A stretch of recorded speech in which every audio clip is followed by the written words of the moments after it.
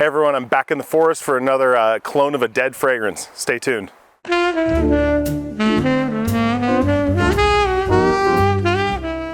All right, so today, as you might guess from the title of this, we are going to be talking about Rifaaqat. And here's the thing. We have a little bit of a Leviosa situation here, where I don't know if I'm pronouncing this at all close.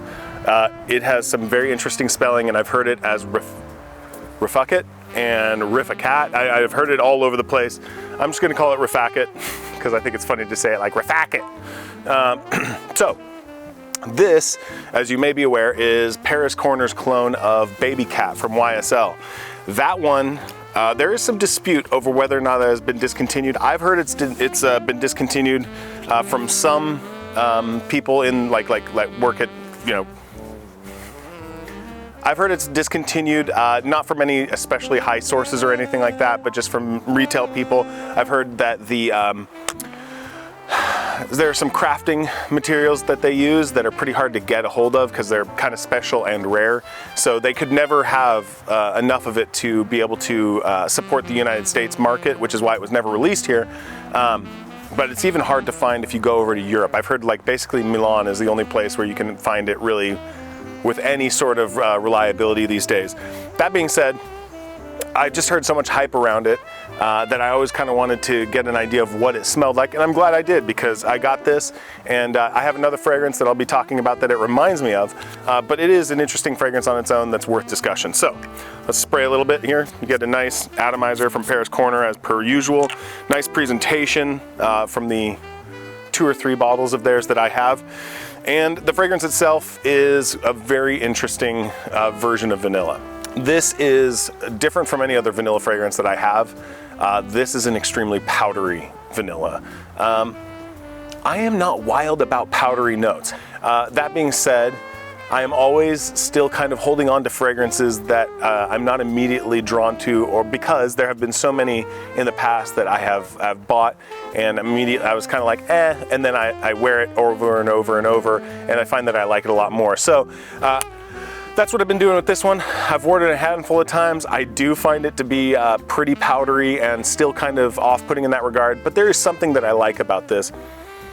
And I'm not sure how close this is to actual Babycat. I'd still love to get a sample of that if I could. I know people really like it a lot. I wouldn't spend $400 on a bottle. That seems crazy to me. Though I'm sure that it's, you know, a lot of people think it's worth it. But when you can get this for like 30 or 40, you know, kind of hard to pass that up. So this is, like I said, powdery woods. It's also got, let's see, their notes are LME, pink pepper and black pepper, saffron, and dubanum. I wonder if that's labdanum, another form of that. Vanilla and cedar wood. For me, the prominent notes on here are the saffron, the vanilla, and then cedar wood. I feel like this is, it's got a little bit of a kind of a smoky, leathery thing going on with it. And then that very, very powdery vanilla, which is kind of the dominant force throughout the entire life of this fragrance, that is underpinned by some classic woods. This is just supposition, but in my experience with the Paris Corners that I've smelled, if they're cloning something that might be unisex, they seem to make it slightly more masculine, or at least, again, this is not a universal. Paris Corner, in my experience, is not the closest clone house. However, they are one of my favorites because I think that the changes that they make to the fragrance don't degrade the quality and are usually an interesting twist. For instance, they have a clone of one of my favorite fragrances, which is Tobacco Mandarin from Byredo. Their clone, which is Vibrant Spicy Tobacco in their Amir line, takes a very similar DNA, dials down the sweetness, dials down kind of that syrupy mandarin, and it amps up kind of the smokiness that makes the tobacco a little bit dirtier. I think people would generally find it to be a slightly more masculine fragrance than unisex, as I think Tobacco Mandarin is extremely unisex. I think it's right in the middle. Likewise, this to me strikes me as a little bit more of a masculine fragrance, though I would be curious what other people's opinions are on it. I think, you know, there's kind of that sweetness from the vanilla that is pretty lovely. It's just got this powdery note for me that is really off-putting, and I know people really like that a lot. But I find it kind of choking. And in that case here, similarly, it's one of those things where I'm like, I like it. I kind of wish it was something else, but you can't really fault the fragrance for that. I don't think that it's poorly crafted. I think that this smells high quality, even though it's only $40, it smells very nice in terms of like it doesn't smell cheap. I don't get any like screechy synthetic notes. Everything to me here smells like it's well blended. I also would say, apart from maybe a little bit of the vanilla that becomes a little bit less powdery over time, this is pretty linear for me. It doesn't change a whole lot on the skin. I've worn it, I'd say probably 4 or 5 times in the last few weeks, and yeah, I'd say, I mean, it does last a really long time. A lot of base notes, a lot of fixatives in this, so it hangs around. It's not for me a massive projector, but it hangs around for a long time, and in that, it mostly kind of stays within that saffron, powdery vanilla with a little bit of cedar wood kind of underpinning it all going on. So, an admirable clone. The presentation was very nice. It's a very nice looking bottle. I know that's secondary to the juice, but you know, it makes an impression, makes a difference when you're trying something out. It's nice to feel like they actually care about the presentation and are not just trying to get 40 bucks out of you. So if that's something that you have been interested in, I think this is not bad to take a look at. Now, when I first smelled it, I was like, wait a minute, I've got something that is very similar to this. And I think that's a little bit of my untrained nose, because the more I wear these, or the more I wear them and alternate and do side-by-sides, the less that I feel they are the same, or I don't think they're ever the same, but the similarities go further away. And that is Vanilla Oud from Veritas. This one, I got this because of the hype train. You know, this was a blind buy. It was a blind buy that I sprayed and I was like, oh, not for me. But I've held on to it because of the thing I said earlier. I want to keep wearing this. And it's interesting. I thought initially that I kind of liked the Paris Corner a little bit more than this. They're both very powdery vanillas. That's the reason why. And when I first got this, I kind of found it chokingly powdery. And I even thought that it was more powdery than the Babycat clone, Rifaaqat.